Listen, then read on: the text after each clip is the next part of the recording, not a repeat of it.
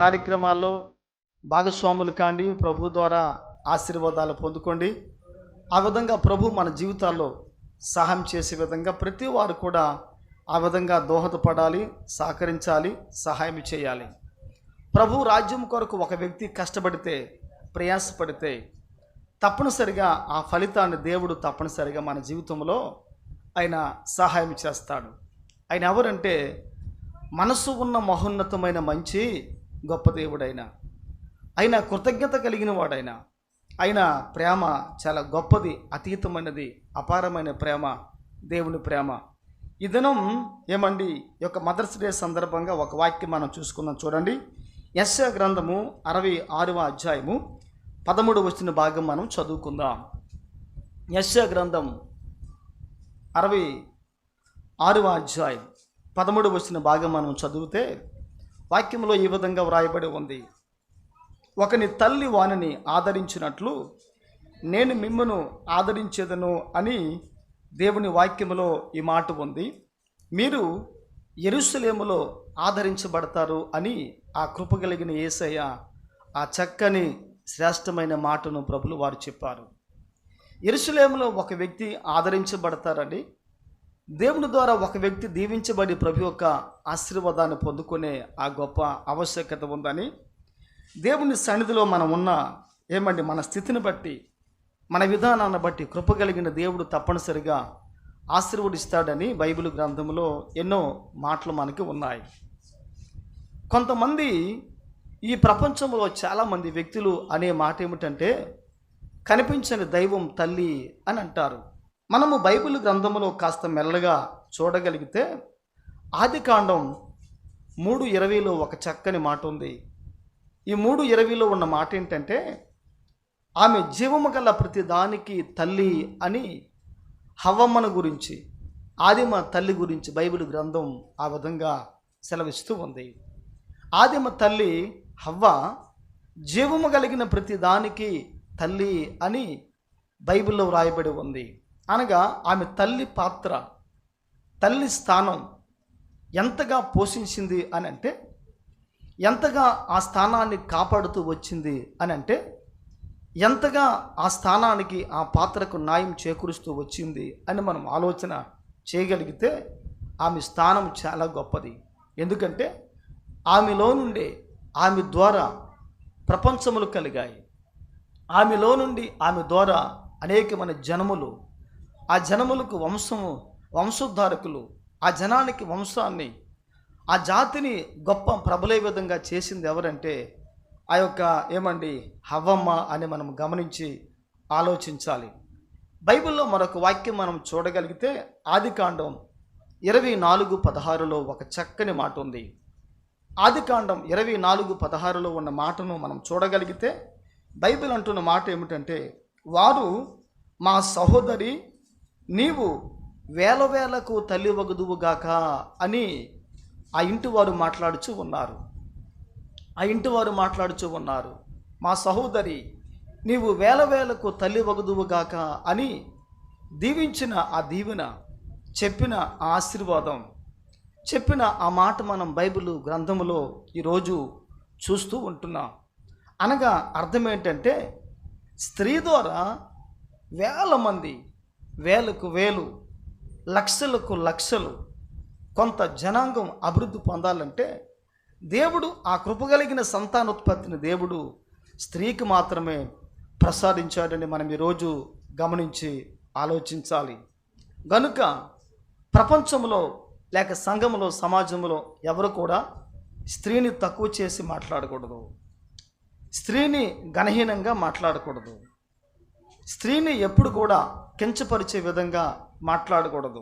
మనము ఎన్ని మాట్లాడుకున్నా సరే స్త్రీ గురించి తక్కువే అని మనము చెప్పక ఒప్పుకోక తప్పదు. ఒక ఆయన అనే మాట ఏమిటంటే, స్త్రీ సహనం సముద్రము కన్నా పెద్దది అని ఒక ఆయన అంటాడు. కొంతమంది వ్యక్తులు, కవులు, లోకోక్తి ఆ విధంగా చెప్పిన సంఘటనలు మనము చాలా చూస్తున్నాం. స్త్రీని అనేకమైన రకరకాలుగా పొగిడారు, రకరకాలుగా స్తుతించారు, రకరకాలుగా ఘనపరుస్తూ, హెచ్చిస్తూ, ఆరాధిస్తూ వచ్చారు. అంటే ఘనపరుస్తూ వచ్చారు. ఆరాధనకు పాత్రుడు దేవుడే కానీ స్త్రీ కాదనుకోండి. అయితే ఆ విధమైన స్థానాన్ని అనేక మంది ఇచ్చినట్టుగా మనం బైబిల్లో ఈరోజు మనము చూస్తూ ఉంటున్నాం. ఈ యొక్క మదర్స్ డే సందర్భంగా ఒక వ్యక్తి, ఒక స్త్రీ లేక ఒక పురుషుడు, ఒక బిడ్డ, ఒక తల్లిని ఏ విధంగా సంరక్షించాలో, చూసుకోవాలో, వాడిని ఏ విధంగా ఆదరించాలో, ప్రేమించాలో అటువంటి విధానం ఈ సంఘము తెలుసుకుంటే, ఈ సమాజము తెలుసుకుంటే ఒక మంచి సందేశాన్ని ఈ సంఘం బాహ్య ప్రపంచానికి అందించే అటువంటి ఆ గొప్ప కృప దేవుడు మనకిచ్చాడు అని మనం ఎప్పుడు కూడా ఆ మనసు కలిగి మనము దేవునిలో ముందుకు సాగవలసిన వారుగా ఉన్నామని మనము గమనించి ఆలోచించాలి. ప్రపంచంలో చాలామంది ఉన్నారు, ప్రపంచంలో చాలామంది వ్యక్తులు ఉన్నారు, ఆ ప్రపంచంలో చాలా చాలా పదార్థాలు ఉన్నాయి, వస్తువులు ఉన్నాయి, పరికరాలు ఉన్నాయి. కానీ స్త్రీ కలిగిన సహనాన్ని, శాంతమును దేనితో పోల్చారంటే సముద్రము కన్నా గొప్పది అని ఆ విధంగా చెప్పిన ఆ లోకోక్తి మాటలు మనము చూస్తూ ఉంటున్నాం. కనుక స్త్రీ సమాజంలో ఆ విధంగా దేవుని కొరకు దైవికంగా ఉన్నప్పుడు, దేవుని కొరకు ఆత్మ సంబంధంగా ఉన్నప్పుడు నిజంగా అది ఎంతైనా మంచిదే, ఆశీర్వాదకరమే. అందుకే సొలొమోను అంటాడు, యెహోవా యందు భయభక్తులు కలిగిన స్త్రీ కొనియాడబడుతుంది, పొగడబడుతుంది, గణపరచబడి హెచ్చించబడుతుంది అని భక్తుడు కూడా ఆ విధంగా సొలొమోను మహాజ్ఞాని, ఆయన మాట్లాడే మాటలు అవే, ఆయన చెప్పే ఆ సందేశాలు అవే. ఒక స్త్రీ భయభక్తులు కలిగి ఆ విధంగా ఉన్నట్లయితే ఆమె కలిగిన ఆ కొంచెం భయభక్తిని బట్టి సంఘమంతా ఆమె గురించి మాట్లాడుకుంటారు, సమాజం అంతా ఆమె గురించి మాట్లాడుకుంటారు. ఆమె ప్రవర్తన, ఆమె నమ్మకం, ఆమె విధేయత, ఆమె విశ్వాసం, ఆమె ప్రేమ చాలా గొప్పదండి అని అనేక మంది ప్రపంచంలో ఆ విధంగా స్త్రీని కొనియాడబడే ఆ యొక్క స్థితి మనం నేటి ప్రపంచంలో చూస్తూ ఉన్నాం. మనం ఇంకా చూడాలి, మనం ఇంకా చూడబోతూ ఉంటున్నాం. ఆ విధంగా మనం సమాజంలో ఉండాలి, గెలవాలి, లేవాలి. అయితే స్త్రీ గురించి బైబిల్ గ్రంథంలో మనం చూడగలిగితే స్త్రీ కుటుంబ పాత్రలో ఆమె ఎవరు అని అంటే, కుటుంబ పాత్రలో స్త్రీ నేర్పించే స్త్రీగా ఉంది అని మనము గ్రహించాలి. అనగా మొదటి అధ్యాపకురాలు, మొదటి ఉపాధ్యాయురాలు కుటుంబ వ్యవస్థలో ఎవరండి అని మీరు అడిగినట్లయితే స్త్రీనే. ఇందులో సందేహం ఎంత మాత్రమే లేదు. పుట్టిన బిడ్డను భర్త ప్రక్కన పెట్టేస్తాడు, అత్త మామలు అందరూ ప్రక్కన పెట్టేస్తారు. కానీ స్త్రీ మాత్రం ఆ విధంగా ఆమె చేయదనమాట. బిడ్డ ఏ విధంగా పండుకుంటున్నాడు, కాలు కిందకున్నాయా, తల క్రిందకుందా, బిడ్డ బోర్ల పడిపోతూ ఉన్నాడా, అయ్యో మంచము నుంచి కిందకు బిడ్డ జారి పడిపోతాడేమో అని చెప్పి ఆ పర్యవేక్షణ అంతా కూడా ఆ స్త్రీ ఆ విధంగా చూస్తూ ఆ బిడ్డను కనిపెడుతూ ఆ విధంగా సహించుకుంటూ ముందుకు వెళ్ళిపోతూ ఉంటుంది. సరే, ఆ బిడ్డ ఆ వయసు నుండి పెరిగి పెద్దవాడయ్యాడు, పెరిగి పెద్దవాడు అవుతున్నాడు. ఆ పెద్దవాడు అవుతున్నప్పుడు ఆ తల్లి అనే మాట ఏంటంటే, నాన్న అమ్మాను, నాన్న తాతాను, నాన్న నాన్నమ్మను అని అంటారు. ఆ తర్వాత తల్లి ఏమంటుందంటే బిడ్డకి ఎదురుగా దూరంగా వెళ్ళిపోయి నాన్న రారా అని అంటుంది అన్నమాట. నడుచుకుంటూ వచ్చామా అని అంటుంది. నడక నేర్పిస్తుంది, మాట నేర్పిస్తుంది, తినడం నేర్పిస్తుంది, అన్నీ నేర్పిస్తుంది. చక్కగా వస్త్రధారణ, తన విధి విధానాలు ఏ విధంగా ఉండాలో, ఏ విధంగా చేయాలో ఇవన్నీ కూడా ఆ స్త్రీ ఆ బిడ్డకు అవన్నీ కూడా నేర్పిస్తూ వస్తుంది. అనగా అర్థం ఏంటంటే కుటుంబ వ్యవస్థలో, కుటుంబ బాధ్యతలో, కుటుంబంలో స్త్రీ ఎవరు అని అంటే మొట్టమొదటి అధ్యాపకురాలు, ది బెస్ట్ ఫస్ట్ టీచర్ ఎవరంటే స్త్రీ అని మనం తప్పనిసరిగా గమనించాలి, మనం ఒప్పుకోవాలి. ఈ రోజున అనేక మంది బిడ్డలకు తల్లులు నేర్పిస్తూ ఉంటే బిడ్డలు విసుక్కుంటూ ఉంటారు. తల్లిదండ్రులు బుద్ధి మాట చెబితే బిడ్డలు సనుక్కుంటూ గొనుక్కుంటూ ఉంటారు. చిరాకుగా, నామూసిగా, గిల్టీగా అనేక మంది ఫీల్ అవుతూ ఉంటారు. అయితే సామెతలు 10:1 ఉన్న మాట ఏంటంటే, సామెతలు 10:1 వాక్యం అంటున్న మాట ఏమిటంటే, బుద్ధిహీనుడు తన తల్లికి దుఃఖమును కలిగిస్తాడు అని సామెతల్లో ఒక చక్కని మాట ఉంది. బుద్ధిహీనుడు, బుద్ధి లేని వ్యక్తి తన తల్లికి, తనను పెంచి పోషించిన ఆ తల్లికి దుఃఖమును, వేదన కలిగించే ఆ వ్యక్తిగా ఆయన ఉండడానికి ఈరోజు ఒక అవకాశం ఉందని, ఒక బాధాకరమైన సంఘటన తన జీవితంలో కనబడుతుందని దేవుడు ఆ విధంగా మాట్లాడుచూ ఉన్నాడు. ఈరోజు ఒక వ్యక్తి దేవుని సముఖంలో ఎప్పుడు కూడా ఆ విధంగా ఉండగలిగినప్పుడే మనకెంతో దీవెన, ఆశీర్వాదకరం. కనుక ప్రతి కుటుంబంలో ఉన్న ఓ బిడ్డలారా, ప్రతి కుటుంబంలో ఉంటున్న ఓ తల్లి, ఓ తండ్రి, ఓ సహోదరి, సహోదరుడా, నీవు నీ జీవితంలో నువ్వు ఏం చేయాలి అని అంటే, నీ తల్లి ఏమి చెప్పినా సరే నా మేలు కొరకే అని చెప్పి ప్రతి బిడ్డ కూడా వినాలి, విని తీరాలి. వాక్యం అంటున్న మాట ఏమిటంటే, నీ తల్లి ఉపదేశం, నీ తండ్రి ఉపదేశం నువ్వు వింటే నువ్వు దీర్ఘాయుష్మంతుడిగా ఉంటావు, సన్మానిస్తే ఆశీర్వాదకరంగా ఉంటావు, ఆయుస్సు కలిగి ఉంటావు, ఆరోగ్యాన్ని కలిగి ఉంటావు అని కృప కలిగిన ప్రభులు వారు ఎన్నో అమూల్యమైన మంచి మంచి మాటలు ఆయన బైబిల్లో ఆయన చెప్పినట్టుగా మన బైబిల్ గ్రంథంలో ఈరోజు చూస్తూ ఉంటున్నాం. గనుక ప్రతి బిడ్డ దేవుని కొరకు ఇటువంటి క్షేమకరమైన జీవితాన్ని కలిగి జీవిస్తే ఎంతో సంతోషం, ఎంతో సమాధానం, ఎంతో ఆనందం. రెండవదిగా తల్లి ఎవరు అని మనం ఆలోచన చేసినట్లయితే, తల్లి కుటుంబ వ్యవస్థలో ఏమండి, మొదటి ఉపాధ్యాయురాలు మాత్రమే కాదు, రెండవది ఆమె ఎవరంటే ప్రేమించే తల్లిగా ఉంది అని మనము గమనించాలి. ప్రేమించే తల్లిగా ఉంది అని మనం గ్రహించాలి.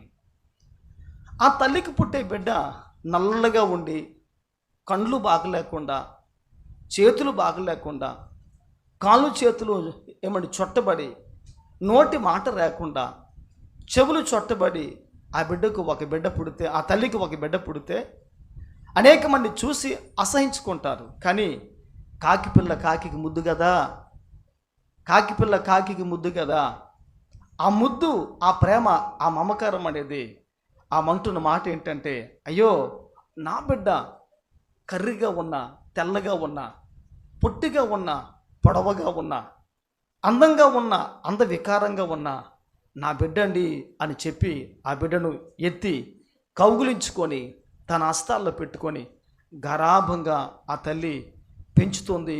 సహోదరి, సహోదరుడు, ఎప్పుడైనా నిన్ను నీ తల్లి ఇంతగా ప్రేమిస్తుందని ఎప్పుడైనా నువ్వు ఆలోచన చేసావా? అర్థం చేసుకున్నావా? నీ తల్లి ప్రేమ నీకు ఎప్పుడైనా అర్థమైందా? నీ తల్లి ప్రేమ నువ్వు ఎప్పుడైనా మనసులో జ్ఞప్తికి తెచ్చుకున్నావా? ఒకసారి జ్ఞాపకం చేసుకో, ఆలోచన చేసుకో. లోకమంతా నిన్ను నో అని అంటే, నీ తల్లి మాత్రమే నిన్ను ఎస్ అనే ఆ ఒక్క పలుకుతో నీకు నీ తల్లి ఏమంటే సమస్త బలాన్ని చేకూర్చి నీకు చేదోడుగా, వాదోడుగా ఉంటుందని మనం ఎప్పుడు మర్చిపోకూడదు. మనం జ్ఞాపకం చేసుకొని ఆలోచించాలి.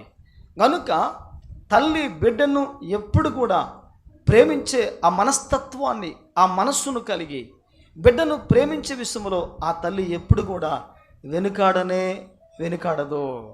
నేను అంటున్నాను, నిన్ను తల్లి ప్రేమిస్తుంది కదా, నీవు కూడా అదే ప్రేమతో తిరిగి మరలా నీవు నీ తల్లిని ప్రేమిస్తున్నావా? నువ్వు నీ కుటుంబాన్ని ప్రేమిస్తున్నావా? నువ్వు నీ తల్లిదండ్రులు ప్రేమిస్తున్నావా? ఆ ప్రేమ నీ నుండి కూడా నీ తల్లి కోరుకుంటుంది కనుక నీవు కూడా అటువంటి ప్రేమతో కలిగి నువ్వు మరలా నువ్వు నీ తల్లిని ప్రేమిస్తున్నావా? ఈ రోజున తల్లిదండ్రులు ప్రేమించే వాళ్ళు తక్కువైపోయారు. కొన్ని కుటుంబాల్లో అనేక మంది బిడ్డలు పిలిచే ఆ పిలుపు వింటూ ఉంటే కొన్నిసార్లు గుండెలు తరుక్కుపోతూ ఉంటాయి. నిజంగా ఈ తల్లి ఈ బిడ్డకు తల్లేనా అని అనిపిస్తుంది. ఇటురా ఇటు అనే కుమారులు ఉన్నారు, కుమార్తెలు ఉన్నారు. ఏందది అని అనే కుమారులు కుమార్తెలు కూడా ఈ రోజున చాలామంది ఉన్నారు. నిన్ను కని పెంచి పోషించిన ఆ తల్లికి నీవిచ్చే స్థానం ఏ రా పో ఏంది ఈంది ఇదేనా? నీవిచ్చే స్థానం నీ తల్లికి? నీవిచ్చే స్థానం నీ జీవితంలో ఇచ్చే ప్రథమ స్థానం అదేనా నీ తల్లికి? ఒకసారి మనం జ్ఞాపకం చేసుకొని ఆలోచించాలి. ఈ రోజున ప్రపంచంలో నైతిక విలువలు బొత్తిగా పడి చెడి పతనమైపోతున్నాయి. ఈ రోజున ప్రపంచంలో విలువలు చాలా కుటుంబాల్లో లేనే లేవు. పెద్దవారన్న గౌరవం లేదు, తల్లన్న గౌరవం లేదు, తండ్రి అన్న గౌరవం లేదు, మర్యాద లేదు. అసభ్యకరంగా జీవించిన జీవితాలు చాలా మందిలో మనం ఈరోజు అక్కడక్కడ సమాజంలో చూస్తూ ఉన్నాం, జరుగుతూ ఉన్నాయి. కానీ ఈరోజు నీవు తల్లిని అటువంటి ప్రేమ కలిగి ప్రేమతో ప్రేమిస్తే నీవు కూడా తల్లి యొక్క దయ, దీవెన, ఆశీర్వాదం, ప్రేమను పొందుకొనే ఆ గొప్ప కృప దేవుడు నీకు ఇస్తాడు అని మనం గమనించి ఆలోచించి అర్థం చేసుకోవాలి. అంత మాత్రమే కాదు, మూడవది తల్లి చేసే పని ఏంటండి అని మీరు అడిగినట్లయితే అందరూ జాగ్రత్తగా వినాలి, అందరూ జాగ్రత్తగా కూర్చోవాలి, ముసుగులు వేసుకోండి, జాగ్రత్తగా ప్రభు మాటలు వినండి. మనతో ప్రభు మాట్లాడుతూ ఉన్నప్పుడు మనం ఎవరి మాటలు వినకూడదు. మనం ప్రభు మాట మాత్రమే మనం వినాలి. ప్రభు మాట మాత్రమే మనం వినేవారిగా ఉంటే నిజంగా అది ఎంతైనా దీవెన, ఆశీర్వాదకరం. మూడవది తల్లి చేసే పని ఏంటి అని అంటే, తల్లి చేసే పని ఏంటంటే తల్లి ఎప్పుడు కూడా ఆమె చేసే పని ఏమిటంటే బిడ్డను క్షమిస్తూ వస్తుంది. బిడ్డను క్షమిస్తూ వస్తుంది. ఆ ఊరంతా అమ్మా మీ బిడ్డ ఇదిగో దొంగ అని అంటే, లేదండి నా బిడ్డ దొంగ కాదండి అని అంటుంది. ఆ సమాజం అంతా కూడా నీ బిడ్డ ఒక మోసగాడు, జోజుగాడు అని అంటే ఆ తల్లి అంటది నా బిడ్డ అట్లాంటి వాడు కానే కాదండి, నా బిడ్డ చాలా మంచివాడు అని చెప్పి ఆ తల్లి భరోసా అనేక మందికి ఇచ్చే ఆ తల్లిగా ఆమె ఆ విధంగా తన జీవితంలో ఆ విధంగా ముందుకు జీవితాన్ని కొనసాగిస్తుంది. అనగా అర్థమేంటి అని అంటే తల్లి అడుగడుగును కూడా బిడ్డ యొక్క తప్పిదాన్ని కప్పిపుచ్చి సమాజానికి తన తప్పు తెలియకుండా అటువంటి ప్రేమ కలిగిన తల్లిగా స్త్రీమూర్తి, మాతృమూర్తి ఈ రోజున సమాజంలో అటువంటి గొప్ప విలువైన విలువలు కలిగిన వ్యక్తిగా స్త్రీ ఉందని మనం గమనించి ఆలోచించి అర్థం చేసుకోవాలి. ఈ రోజున అనేక మంది తల్లులు వారి బిడ్డలు చేసిన పనులు బయట పెడితే ఈ రోజున దేశమే ఉండదు, ఈ రోజున ప్రపంచమే ఉండదు. ఈరోజు లోకమంతా కూడా అస్తవ్యస్తంగా మార్చబడిపోతూ ఉంటుంది. కానీ తల్లికున్న నమ్మకం ఏంటంటే నా బిడ్డ తప్పు చేయడు, నా బిడ్డ తప్పు చేయదు. ఒకవేళ చేసినా సరే ఆ తల్లి మాత్రం ఆ బిడ్డ పక్షాన మాత్రమే వాదిస్తూ పోరాడుతూ ఉంటుంది. ఎందుకు అనంటే నా బిడ్డ అట్లాంటి వాడు కానే కాదు, చాలా మంచివాడు అని చెప్పి బిడ్డ పట్ల తల్లి భరోసా కలిగి ఆ విధంగా మాట్లాడుతూ ఉంది.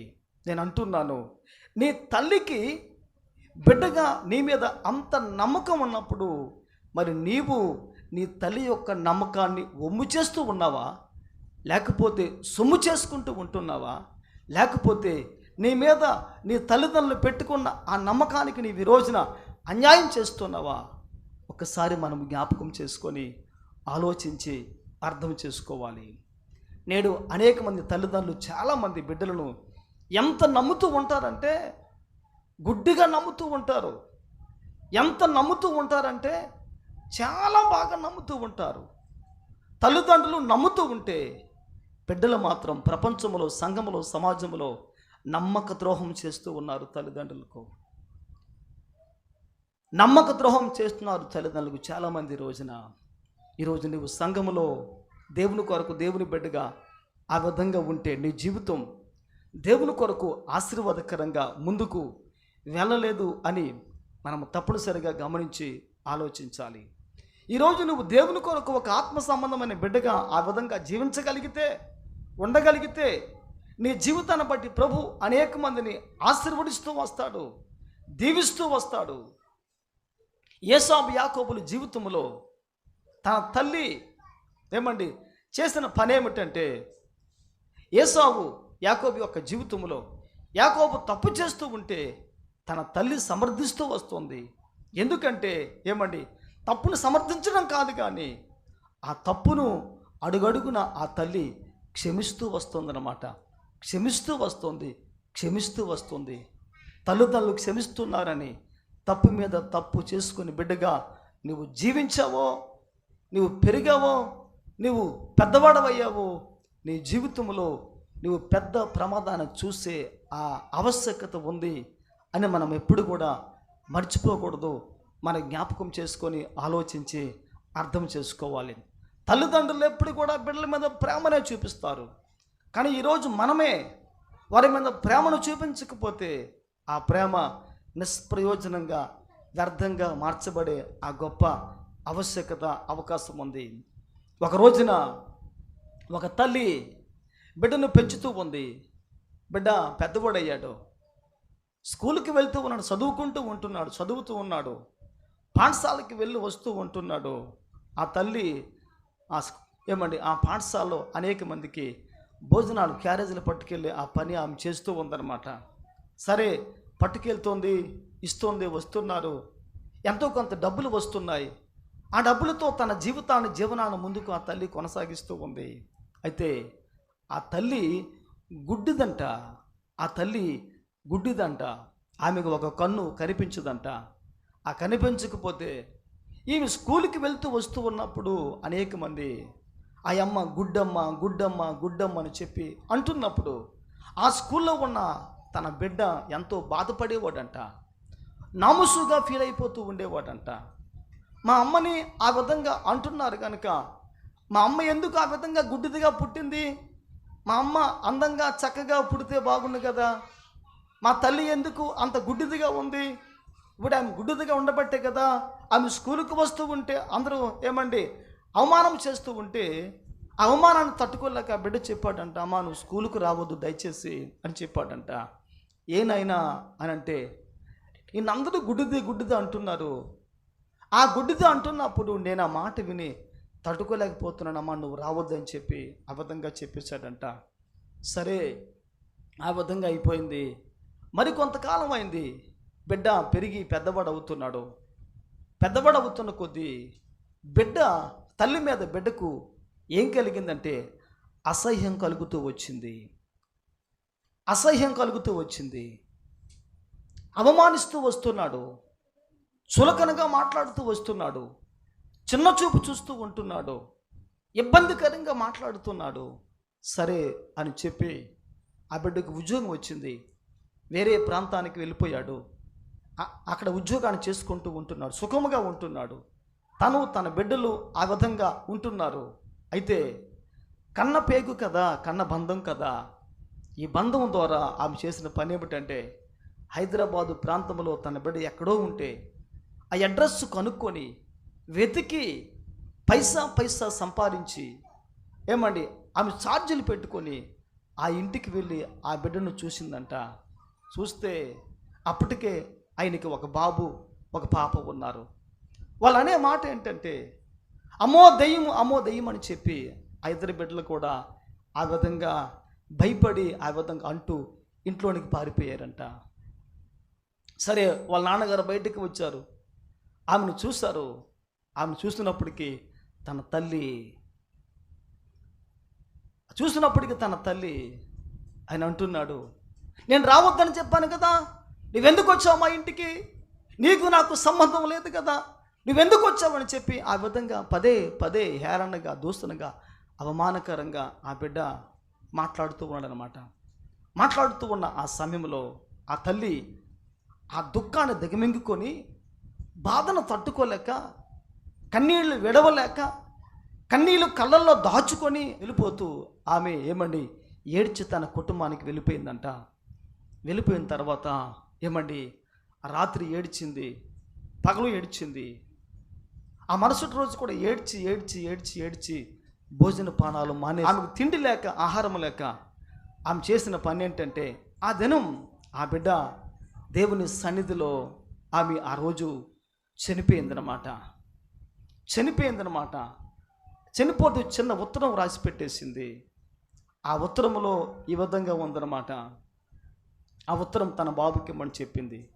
నాన్నా, నువ్వు చిన్నవాడిగా ఉన్నప్పుడు బిల్లాకర్ర ఆడుకుంటూ ఉన్నావు కదా, ఆడుకుంటూ ఉన్నప్పుడు పొరపాటున ఎవరో కొట్టిన ఆ బిల్లాకర్ర దెబ్బ వచ్చి నీ కంటికి తగిలింది. నీ కన్ను పని చేయలేదు. డాక్టర్ గారు కంటిని తీసివేయమని చెప్పారు. ఆ నేత్రం చూపుండదని చెప్పారు. అప్పుడు ఆ కంటిని తీసివేసి అప్పుడు నా కంటిని పెట్టమని డాక్టర్ గారికి చెప్పాను. నా కన్ను నేను అప్పుడు నీకు ఇచ్చాను నాన్నా. ఇప్పుడు నువ్వు చూస్తున్న కన్ను నా కన్నది. నీ కొరకు నేను ఈ విధంగా అయిపోయానని చెప్పి ఆ విధంగా ఆ తల్లి ఆ లెటర్ వ్రాసి ఆ విధంగా చనిపోయిందనమాట. బిడ్డ వచ్చాడు, ఆ లెటర్ చూశాడు. అయితే నా తల్లి పోగొట్టుకున్న ఆ నేత్రం నా కొరక, ఇప్పుడు చూస్తున్న ఈ నేత్రం నా తల్లిదా అని చెప్పి ఆ బిడ్డ ఏడుస్తూ బాధపడుతూ వేదన పడి, అమ్మా నువ్వు నాకు కావాలి, నీ ప్రేమ నాకు కావాలి, ఇంత త్యాగం నువ్వు నా కొరకు చేసావని చెప్పి తల్లి ఎంతో వేదనతో దుఃఖముతో బాధపడి కలతతో కన్నీరుతో ఆమె ఆ విధంగా ఏడుస్తూ ఉందన్నమాట. ఏడ్చిన తర్వాత ప్రయోజనం ఏమైనా ఉందా అని అంటే అప్పటికే తల్లి చనిపోయింది. భూస్థాపన కూడా జరిగిపోయింది. ఆ తరువాత తల్లి జ్ఞాపకంగా తన కొరకు తన కంటిలో కన్ను మాత్రమే మిగిల్చి వెళ్ళిపోయింది. అనగా బిడ్డకు చెప్పాలి అని ఆలోచన చేసింది, అవకాశం కొరకు కనిపెట్టింది, కానీ అవకాశం బిడ్డ ఏ రోజు కూడా ఇవ్వలేదు. ప్రతిరోజు కూడా ఆ బిడ్డ ఆ తల్లిని అవమానం చేస్తూ, హేళన చేస్తూ, దూషిస్తూ, తక్కువగా మాట్లాడుతూ వచ్చాడు. ఆ విధంగా ఆమె ఆ రోజున చనిపోయింది. అనగా అర్థం ఏంటంటే ఈరోజు బిడ్డల పట్ల తల్లికి ఎంత ప్రేమ ఉందో మనం గ్రహించాలి. ఎంత ప్రేమ కలిగి మనం ఉన్నామో ఈరోజు మనం ఆలోచన చేయగలగాలి. ఇటువంటి ప్రేమ బిడ్డలకు ఉండాలి, తల్లిదండ్రులకు ఉండాలి. అటువంటి మాతృ ప్రేమ కలిగి ఉంటే ఈ రోజున సంఘము కానీ సమాజము కానీ ఆ విధంగా దైవికంగా కట్టబడి దేవుని హస్తాల్లో ఆ సంఘము ఆ సమాజం ఉండి నిర్మాణం చేయగలిగిన ఆ సమాజముగా ఈరోజు సమాజం ఉండగలుగుతుంది అని మనం గ్రహించి ఆలోచించాలి. తల్లి ఆ విధంగా ప్రేమించి ఆ విధంగా ఆ బిడ్డకు ఆ తల్లి ఆ విధంగా సహాయం చేస్తూ వచ్చింది. చివరి మాట ఏంటంటే బిడ్డను ఎప్పుడు కూడా ఆ తల్లి ఏం చేస్తుంటుందంటే ప్రేమించి క్షమిస్తూ వచ్చేది. అప్పుడప్పుడు కూడా చాలాసార్లు బిడ్డల తల్లిదండ్రులు క్షమిస్తూ ఉంటారు, మరలా ప్రేమిస్తూ ఉంటారు. అప్పటికే కోపడుతూ కసురుతూ ఉంటారు. ఆ తర్వాత తల్లిదండ్రులు మరలా వీళ్ళు తగ్గించుకొని మళ్ళీ మాట్లాడుతూ ఉంటారు. నాన్న బుజ్జి రారా అని అంటారు, నాన్న కన్నా రారా అంటారు, సారీ నాన్న అని అంటారు. వారి కన్నా అన్న, బుజ్జి అన్న ఈ సారీని వారు ఎప్పుడు కూడా మంచిగా యూటిలైజ్ చేసుకునే అవకాశాలు చాలా తక్కువని మనం గ్రహించి ఆలోచించాలి. దేవుని స్తోత్రం కలుగును గాక. వాళ్ళు అంతగా ప్రేమిస్తున్నారు. ఆ ప్రేమ అనేది వారి జీవితంలో ఏ విధంగా మార్చబడిందంటే వారి ప్రేమ వారి జీవితంలో ఆ బిడ్డలు తల్లి ప్రేమను ఎప్పుడు కూడా వారు అలుసుగా చూసుకున్నారు, తక్కువగా చేసుకున్నారు, తక్కువగా భావించుకుంటున్నారు. అయితే తల్లి పాత్ర నీ పట్ల చాలా గొప్పది అని మనము గ్రహించి ఆలోచించి అర్థం చేసుకోవాలి. సౌత్ ఆఫ్రికాలో ఒక ఆచారం ఉంది. ఆ ఆచారం ఏంటంటే ఆ ప్రాంతంలో వృద్ధులు ఎవరు ఉండరు. ఎందుకంటే వృద్ధాప్యం వచ్చిన వెంటనే వరకు తీసుకొని వెళ్ళి వారిని తోసేసి ఆ విధంగా చంపేస్తూ ఉంటారన్నమాట. అది దక్షిణాఫ్రికా యొక్క ఆచారం అన్నమాట. అది ఆ విధంగా చాలామంది చనిపోయారు తల్లులు. ఆ విధంగా చాలామంది జీవిత తనువును చాలించారు, చాలామంది చనిపోయారు. అయితే ఒక రోజున ఒక తల్లికి అవకాశం వచ్చింది. ఆ తల్లిని తీసుకొని ఆ బిడ్డ వెళుతూ ఉన్నాడు ఆ మార్గంలో. ఆ రోజు కాస్త ప్రయాణము తారుమారైందనమాట. అంతవరకు అనేక మంది బిడ్డ ముందు వెళ్ళాలి, ఆ తల్లి వెనకాల వెళ్ళాలి. అయితే ఆ రోజు ఏం జరిగిందంటే తల్లి ముందు వెళుతూ ఉంది, బిడ్డ వెనకాల వెళుతూ ఉన్నాడు. వెళ్తూ ఉన్నప్పుడు కాస్త ప్రయాణం ఆలస్యమైంది. ఎందుకు ఆలస్యమైంది అని మనం ఆలోచన చేయగలిగితే, ఆ తల్లి ఆ మార్గంలో వెళుతూ ఉన్నప్పుడు ఆమె చేసిన పని ఏమిటంటే, నేను చనిపోతాను కదా, నేను నా ఆయుస్సు ముగించేస్తాను కదా, నేను చనిపోతాను కాబట్టి నన్ను చంపిన తర్వాత నా బిడ్డ తిరిగి ఇదే మార్గంలో రావాలి కనుక ఆ మార్గాన్ని ఆ తల్లి, ఆ వృద్ధురాలు, ఆ వృద్ధ తల్లి చేస్తున్న పని ఏంటంటే ఆ త్రోవను సక్రమంగా చేస్తూ ఉందన్నమాట. రాళ్ళు, రప్పలు, ముళ్ళు, కంపలు అటువంటి వేవి లేకుండా మార్గాన్ని విశాలం చేస్తూ ఆ విధంగా ముందుకు వెళ్తుందన్నమాట. సరే, కొండ చివరికి వెళ్ళిపోయారు. ఆ తర్వాత ఆ తల్లిని ఆ బిడ్డ అడిగాడనమాట, అమ్మా నువ్వెందుకు ఈ విధంగా మార్గాన్ని చేసావు అని అడిగినప్పుడు ఆ తల్లి అంటుంది, నాన్న నన్ను చంపేస్తావు కదా, నేను పడి చనిపోతాను కదా, నేను చనిపోయిన తర్వాత నువ్వు తిరిగి ఇదే మార్గంలో వెళ్ళాలి కదా నాన్న, నీకు ముళ్ళు గుచ్చుకుంటే అమ్మో అంటావేమో, నాన్న అంటావేమో, అప్పుడు నీ పిలుపు విని నేను రాలేను కదా, నేను నీకు సహాయం చేయలేను కదా, అందుకే నీకు ఏ ముళ్ళు గొచ్చకుండా ఉండడానికి ఈ మార్గం ఈ విధంగా చేశానని చెప్పి ఆ తల్లి ఆ విధంగా చెప్పిందనమాట. నువ్వు తిరిగి వెళ్ళప్పుడు ఎటువంటి రాయి, రప్ప, ముళ్ళు నీ కాళ్ళకు తగిలి అమ్మా అనే ఆ మాటను అంటే నేను తట్టుకోలేను కనుక ఆ విధంగా చేశానని చెప్పి ఆ తల్లి చెప్పిందనమాట.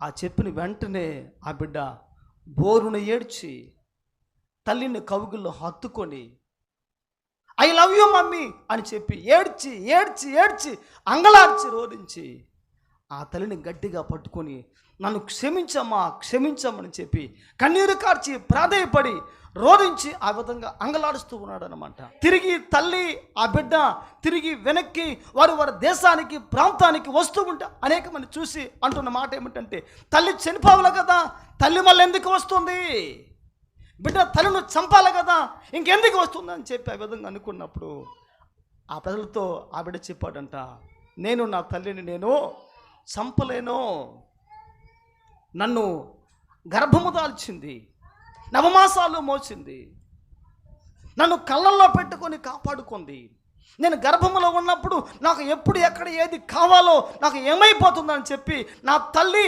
చేయని ప్రయత్నం అంటూ లేదు, చేయని సాధనం అంటూ ఏమి లేదని చెప్పి ఆ విధంగా చెప్పుకుంటూ వచ్చాడు. నన్ను మోసింది, నన్ను లోకానికి పరిచయం చేసింది. అయితే నేను పుట్టిన తర్వాత పెరిగి పెద్దవాడు అయ్యే విధంగా నా తల్లి నన్ను ఇంతవరకు పెంచి పోషించి నన్ను ఆదరిస్తూ వచ్చింది. ఇప్పుడు నేను నా తల్లిని చంపలేనని చెప్పి ఆ బిడ్డ తిరిగి వెనక్కి ఏడుస్తూ బాధపడుతూ తిరిగి తల్లిని తీసుకొని వస్తున్నప్పుడు అనేక మంది ఆశ్చర్యపోయారు. దేవునికి స్తోత్రం కలుగును గాక. తల్లి ప్రేమ నీలాంటి ప్రేమ కాదు కుమారుడా, కుమార్తె, తల్లి ప్రేమ నీలాంటి ప్రేమ కాదు, తల్లి త్యాగాలు నీలాంటివి కాదు, తల్లి సమర్పణ నీలాంటివి కాదు, తల్లి అభిమానం నీలాంటిది కాదు, నీకన్నా ఎన్నో రెట్లు తల్లి ప్రేమ, త్యాగం, సమర్పణ, గొప్పతనం ఇవన్నీ నీకన్నా చాలా చాలా గొప్పవని మనం రోజున గమనించి ఆలోచించి అర్థం చేసుకోవాలి. దేవునికి స్తోత్రం కలుగును గాక.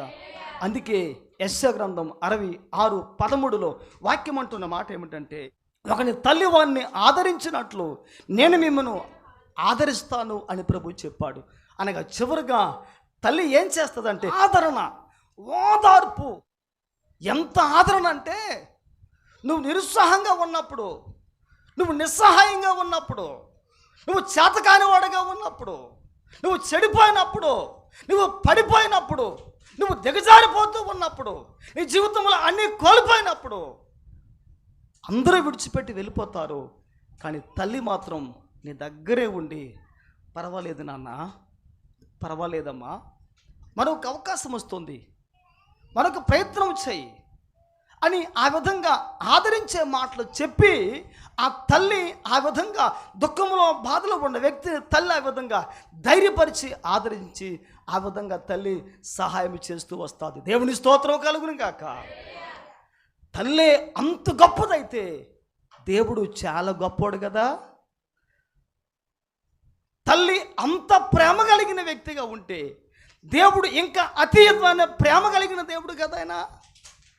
ఆయన తల్లి కన్నా మిన్నగా ప్రేమించే దేవుడు మనము నమ్మిన దేవుడు. దేవునికి స్తోత్రం కలుగును గాక.